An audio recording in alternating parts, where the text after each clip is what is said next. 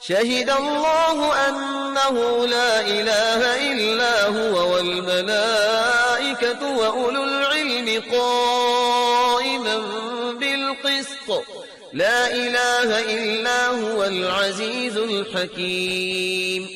شہد اللہ، اللہ تعالیٰ نے آگاہ کیا، بیان کیا، گواہی دی، کس بات کی؟ انہو، بے شک وہ، لا الہ الا ہو، اس کے سوا کوئی الہ نہیں. اللہ تعالیٰ نے اس بات کی گواہی دی کہ اس کے سوا کوئی الہ نہیں. یعنی اپنی توحید کو اللہ تعالیٰ نے سب سے پہلے خود بیان فرمایا، خود بتایا. اور کس نے گواہی دی؟ والملائکۃ، اور فرشتوں نے. اور کس نے؟ وَأُولُو الْعِلْمِ، اور علم والوں نے. کیا گواہی دی؟ قائمًا بالقسط، کہ وہ اللہ انصاف کے ساتھ قائم ہے، یا دوسرا معنی انصاف کو قائم کرنے والا ہے. قسط کا مفہوم وہی ہے جو عام بول چال میں حق، عدل، انصاف وغیرہ کے الفاظ سے ہم ادا کرتے ہیں. یہاں اللہ تعالیٰ کی دو صفات بیان ہو رہی ہے نا. نمبر ایک یہ کہ وہ ایک ہے، اور نمبر دو کیا؟ کہ وہ انصاف پر قائم ہے یا انصاف کو قائم کرنے والا ہے. پھر اس کے بعد آپ دیکھتے ہیں کہ اور کون یہ گواہی دیتے ہیں کہ اللہ تعالیٰ ایک ہے اور انصاف پر قائم ہے؟ فرشتے. یعنی ایک طرف اللہ تعالیٰ کی گواہی، پھر اس کے بعد فرشتوں کی گواہی. فرشتوں کی گواہی کیوں معتبر ہے؟ اس لیے کہ کائنات کا انتظام کرنے والے ہیں. قرآن پاک میں آتا والمدبرات امرا، کائنات کے انتظام پر فرشتے مقرر ہیں. تو وہ ہر طرف کائنات کو اس طرح دیکھ رہے ہیں جس طرح انسان بھی نہیں دیکھ رہے. لہذا وہ اپنے مشاہدے کی بنا پر یہ گواہی دے رہے ہیں.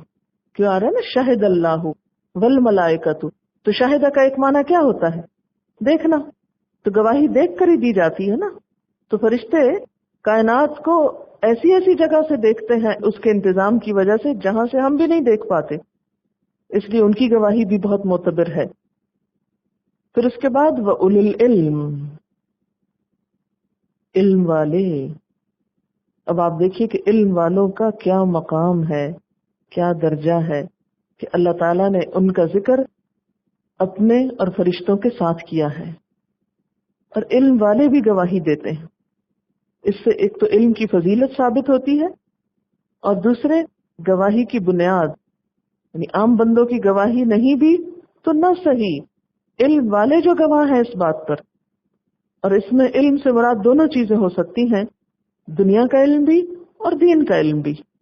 بہت سے لوگ جو کائنات کا علم رکھتے ہیں وہ پکار اٹھتے ہیں کہ اللہ کے سوا کوئی نہیں جو یہ سب کچھ کر سکے، اور یہ سب کچھ عدل و انصاف پر قائم ہے. جیسے کہ سورۃ الرحمن میں بھی آتا ہے نا وَوَضَعَ الْمِيزَانَ، کہ اللہ تعالیٰ نے ایک میزان قائم کر رکھی ہے. کائنات ایک بیلنس یا اعتدال کے اصول پہ قائم ہے. اسی وجہ سے کوئی ستارہ سیارہ آپس میں ٹکراتا نہیں. ہر ایک کا اپنا اپنا مدار ہے، ہر ایک اپنے اپنے کام میں لگا ہوا ہے.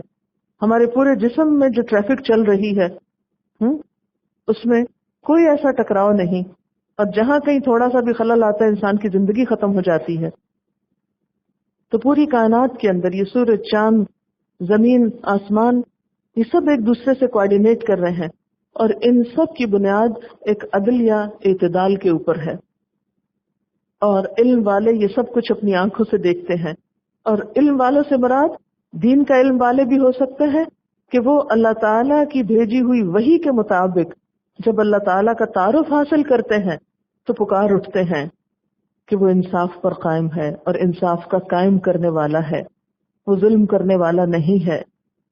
اور دوبارہ یہی بات کہ لا الہ الا ہوا، نہیں کوئی الہ مگر وہی، العزیز الحکیم، زبردست ہے، حکمت والا ہے.